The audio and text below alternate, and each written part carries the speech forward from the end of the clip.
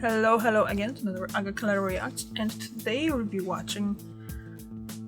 I don't watch those videos beforehand, so I'm not sure how to pronounce this. I think it's a Himyarite kingdom. Obviously, we're gonna learn in a second when I'm gonna play the video itself. But I was asked to make reaction to this Himyarite kingdom, the forgotten empire of the pre-Islamic Arabia, from kings and generals, and I watched one of the videos about kings and generals about what was before Islam in that part of the world. So just jump into it and see. And here we go.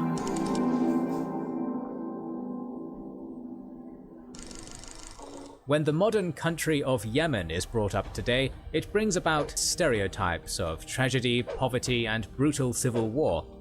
However, Yemen must be seen beyond the headlines, for it has a rich history of religious, political, and mercantile convergence on the maritime Silk Roads. One of the most important chapters of its history is the Himyarite Kingdom of Yemen. This kingdom, which reigned from the 2nd century BCE to the 6th century CE, was a force to be reckoned with in the Arabian Peninsula and a nexus point between the Mediterranean, East Africa, the Middle East, and South Asia. It was a land of rich culture, with a diverse population of many tongues and sects. Who were the Himyarites, and how did they rule their kingdom? How was this economy set up on the Indian Ocean trade? And what was the mysterious monotheistic religion they adopted in the 4th century CE, 3 centuries before the rise of Islam? Welcome to our video on the Himyarite kingdom and its history. This video is made available for free thanks to our YouTube members and patrons. We fund our free content through our program of exclusive videos made for our members and patrons, who get 2 documentaries per week not available to the public. We've got a growing collection featuring the First Punic War, the history of Prussia, the Italian Unification Wars, and a review of the classic text Xenophon's Anabasis. We're now covering the Russo-Japanese War and Albigensian Crusades, not to mention our massive Pacific War week-by-week coverage, and a massive pool of other projects. All this is made for and with generous donations from our backers. So if you're enjoying our content and want to see more and support the cause of history, consider becoming a YouTube member. I would like to say that if you enjoy videos like that, you definitely have to go check out the description box below, because that's where you find the links to it, and go to the channel and just watch it from them, and link there. Member or patron. You'll also get early access to public content, a spot in our lively Discord server, and behind-the-scenes info and goodies. We rely on our backers to support our growing team pumping out these videos, so thank you to everyone already involved, and we hope you'll consider joining in too. First, let us begin our video by discussing the origins of the Himyarite kingdom. The Himyarites emerged in the 2nd century BCE, when international trade along the Red Sea was booming via ports in Egypt, such as Berenike. Other prosperous polities during this century, such as Rome, Parthia, and states in India, like the I'd like to say I don't know much about history of that. I don't know much about history in general. Most of the history that I know of is about Poland, because I'm Polish, and obviously they teach that mostly in Polish schools. But I know some basics, like the Egypt and Arabia, and then India here, and I heard about silk trade things as well. So definitely a lot of things in that video are gonna be new to me. The Parthians and the Satavahanas were engaged in a major network called the Maritime Silk Road. Geographically, Yemen was a bottleneck for Indian Ocean trade, and as a result, many of its coastal cities grew prosperous. Further inland, many tribes lived in the mountainous highlands, engaging in both agriculture and nomadism.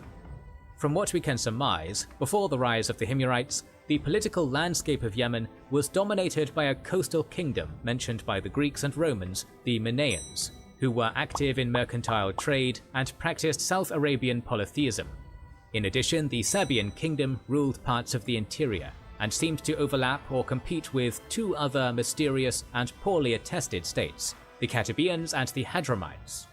Finally, the kingdom of Aksum across the Red Sea in Ethiopia was an ever-present powerhouse in the region. As the 1st century BCE rolled around, the regional superpowers of Rome and Parthia began normalizing relations with each other, which resulted in increased trade between them along the Indian Ocean. Seeking to insert themselves into this lucrative maritime network, tribes in the highlands of the Arabian Peninsula began to move downwards and assert control over the Yemeni coastline.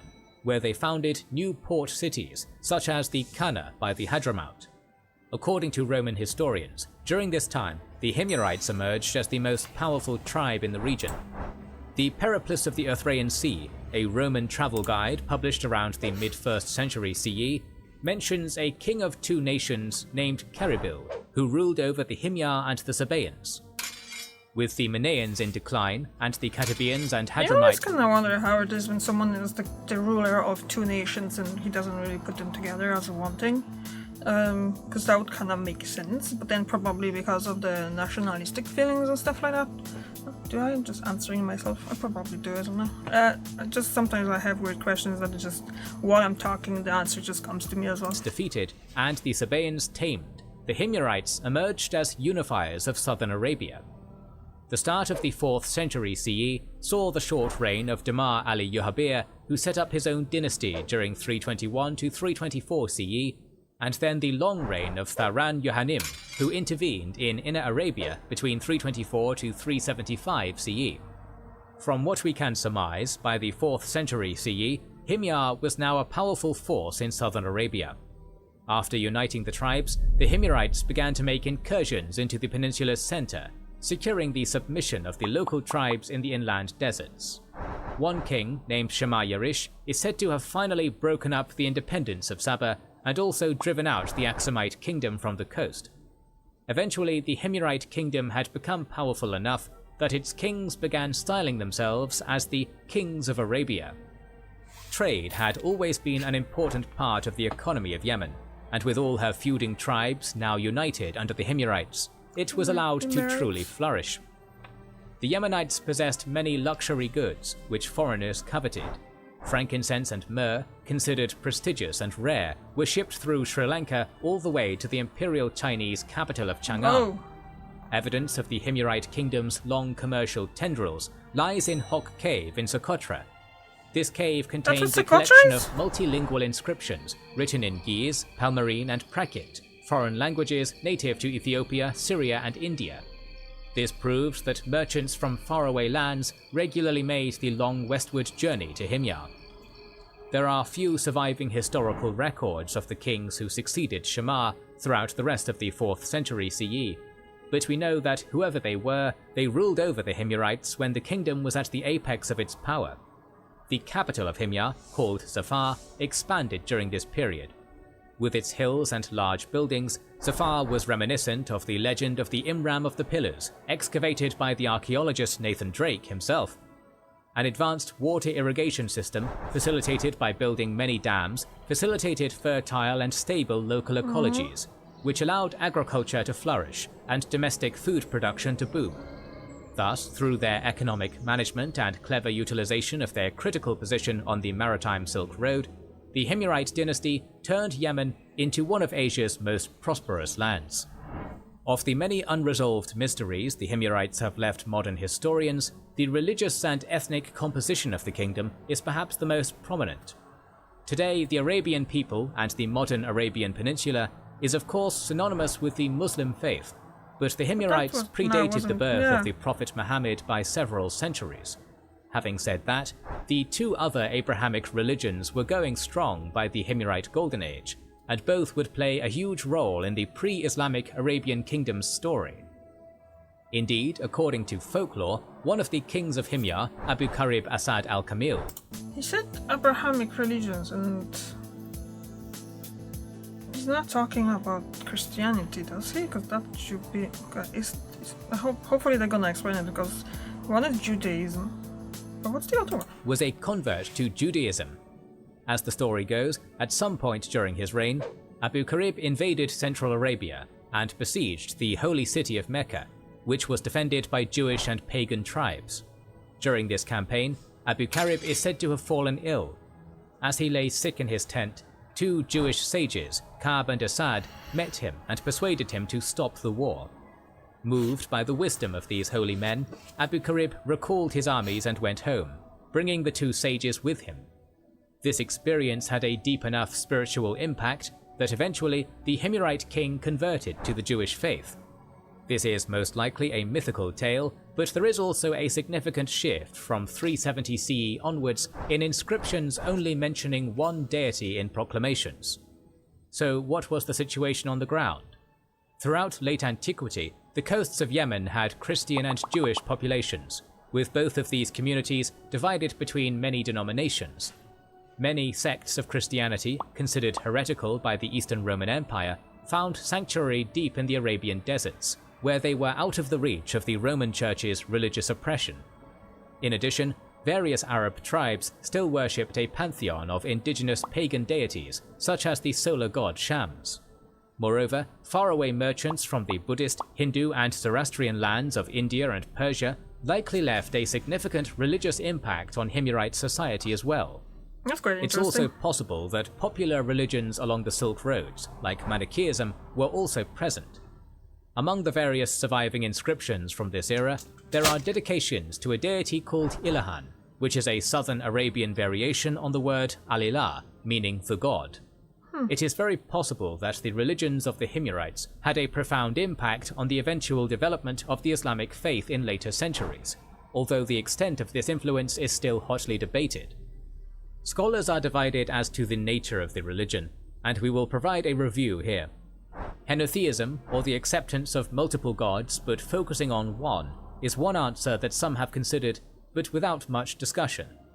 Hanifiya, or the ones who had maintained monotheism in some form during the Jahiliyyah or period of ignorance, are attested in Islam, but this has been attributed to multiple figures, not to the Himyarite kingdom itself. Ramanan is also used for some local Arabian deities, but we're not sure if this was a henotheistic policy.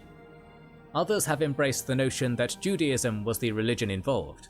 We have inscriptions of Jews in synagogues, like in Kani, showing a strong Jewish community in the region during this period. Some of the formulas in invoking this deity appear... Basically what they're saying, they were really open-minded for the religious people, and they weren't... What was it like? What's the word for it? Going after the other religions. They were just open-minded. If you wanna, go to this god, just do it. We have no problem with it. Just pay our taxes and stuff and don't break the law, is it? That's how it should be everywhere. Specifically Jewish, but most are more general in nature. We also have some un-Jewish practices, like ritual hunts, which are pre-Islamic customs in general. One counterpoint is that it was a looser form of Judaism, much like early Aksumite Christianity, which was much more general in its orientation. We also have similar concepts in the Hellenistic period, like God-fearers or Gentiles who sympathized with and used some Jewish practices, and the mysterious Hyperstrarians of Anatolia, who merged worship of Zeus Hypsistos, or the highest, with Jewish practices. There is also a third theory, that of a general monotheism used as an integrative nationalism between the disparate Christian, Jewish, Gnostic, Zoroastrian, pagan, and hybrid denominations that populated southern Arabia. In this theory, a general, open monotheism, which both henotheisms and various monotheisms could identify with, was practiced to ensure unity. Okay. Many scholars, such as Valentina Grasso, Iwana Gashja, and Aaron Hughes, subscribe to this theory, leaving the possibility of experimental monotheism for Himyarites to use in a flexible manner. This can also be linked with the fluidity of religion during this period, which was not exclusionary and enabled other practices. This is also a difficult theory to prove due to its general nature. Whatever the truth, fascinating scholarship has emerged, and all provide a testament to the religious diversity of Himyarite Yemen. The son of Abu Karib, who was allegedly murdered because of his constant warfare, was Hassan Yuhamin al-Himyari. He seems to have continued the policy of monotheism and warfare, invading northern Arabia and destroying some northern tribes completely. His rule continued the tradition of the Himyarites working in alliance with the Makhalif, or the autonomous tribal ruler kings of the region. He is said to have even reached the borders of the modern Levant, but was turned back due to his allies being exhausted from the fighting. He then died in an uncertain time, with some sources claiming he was greedy and kept the spoils of war from local allies called the Aikals. These Aikals organized a coup which ended up in his assassination. After that, our record becomes murky once again. In the meantime, geopolitics was turning its wheel, as Yemen's crossroads position on the Silk Roads brought it into conflict with its neighbors. There seem to have been diverging schools of geopolitical thought in Yemen, with a tilt towards pro-Persian politics. We do see various Byzantine ambassadors suggesting some good relations, but the Byzantines also had another ally in the region, the Aksumite Empire. The Aksumites were Christian, and thus more in line with the Byzantine geopolitical bloc, and also controlled the western side of the Red Sea, right at the bottleneck near Yemen. Yemen and Aksum began to raise tensions in a sort of Cold War, as told in the 1001 Bell-Button Nights, written by David al-Kanadiani. It is here that we move our focus to the coastal city of Najran, a city where allegedly a few Christian Nestorian and Miaphysite sects had taken root, possibly one of the earliest in Arabia. These were outwardly looking and mercantile societies. In the early 510s, a new Himyarite king came to the fore, called Yusuf Asar Yathar, or Dunuas, known in Syriac as Mesruk, and in Greek as Dimnos or Dunas. He is said to have begun raids on the southern coast, taking many livestock.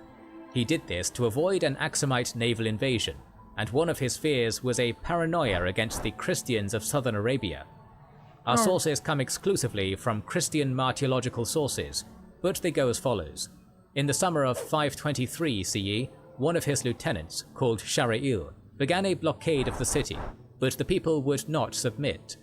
When Dunawas appeared, he is said to have promised to spare the citizens. The Najranites agreed, but Dunawas allegedly began a pogrom of the Christians, and conducted a massacre of many Christians, such as the martyr Erithas. According to Cosmas Indicopleustes, when Emperor Justin I heard of this, he sent a letter to the king of Aksum ordering an invasion. With a naval force of over 80 ships, the king invaded the Arabian Peninsula and overran the Himyarites. Dunawas is said to have fallen into the sea and drowned himself. The Aksumite king Caleb overran Zafar and other major cities. This was a monumental disaster for Yemen, and while the massacre was the instigation, we can assume that other geopolitical games were at play. Massacres of Jews are recorded, as well as the establishment of many churches. Caleb preferred to keep the political structure of the kingdom intact, and thus installed a certain Himyarite Christian called Semiafa Awufa, or Asemiphios in Greek sources, though other sources claim it was another person from Aksum. This Asemiphios was to assist the Aksumites in opening up the Silk Road to the Indian Ocean for more silk trade. However, one of his lieutenants, Abraha, conducted a coup and overthrew him. His own inscriptions mention him conducting operations in Central Arabia, and still trying to ensure some independence from Aksum. He accepted embassies from both Byzantium and Persia, and was a capable ruler. After his death, his sons reigned for a short amount of time before instability grew. One of the last kings of Yemen, Saif ibn Diyazad, asked for help from the Persians, and King Khosrow sent some troops to him under a man called Warez. Both managed to fend off the Aksumites, but some servants killed Saif while Warez returned to Persia with many war spoils. The Aksumites tried to invade again, prompting Persia to intervene directly and fight wars for the next few decades. By the 570s, Yemen was a full-on Sasanian province, and it would remain so until the coming of Islam. So far, scholars have not discussed Sasanian sources about Yemen, so our historical record loses a lot of its clarity. Yemen, however, did not disappear. It was important in the early 600s as a trade hub, and soon a religious movement in the cities of Mecca and Medina brought Yemen into the world of Dar al-Islam, to which it remains today through both Sunni and Zaidi Shia denominations. The Himyarite kingdom remained legendary in the folk tales of Arabians, known for its wealth and possible Jewish affiliation. Despite their setbacks, the Najranite Christians remained strong until at least the 9th century CE. Paganism also faded from the region, with people letting go of Shams, Al-Lat, Al-Uzza and Manat. The Ramanism or Judaism of the Himyarites does not seem to have survived, though the Taymanim Jews of Yemen survive in large numbers worldwide to this day. The mysteries of the Himyarites remain, from details of their rulers to the exact nature of their religion. However, with every new discovery and every new inscription, we find more and more fascinating information about this kingdom of the maritime Silk Roads. Yemen is more than tragedy and pain, but has a magnificent history, and is perhaps one of world history's most intriguing religious and mercantile outliers. Perhaps only the jinn of the region, who have seen Persian, Byzantine and Aksumite pass by, and for 1001 nights have told tales to the stars and oases, know the full history of Yemen and who really Yamanan/Ilahan was. But for us in the modern day, the patchy history of Yemen can serve as a story of just what a country can do in extreme ecologies, and what a state can do on the crossroads of the maritime Silk Roads. It can also serve as a story of how a religiously and ethnically diverse society can produce some of the most fascinating and fruitful contributions to our collective heritage of humanity. Remembering this is the least we can do for the people of Himyar and their descendants today. More videos on Middle Eastern history are on the way, so make sure to subscribe and press the bell button. Please consider liking, subscribing, commenting and sharing, it helps immensely. Recently, we have started releasing weekly Patreon and YouTube member exclusive content. Consider joining their ranks via the link in the description or button under the video to watch these weekly videos, learn about our schedule, get early access to our videos. So, like I said during the video, if you're interested in watching more of the videos from them, definitely go into my description box and just look for the link, original link to the video, and there's a link to the channel as well. So just go over there and check it out, because I really like the way how they're making those videos, those kind of cartoon, but it's really, it's a style of cartoon drawings and stuff that I really like, and in fact that it's actually making a history, it's really good too. And it's a history that I don't know, because obviously my schools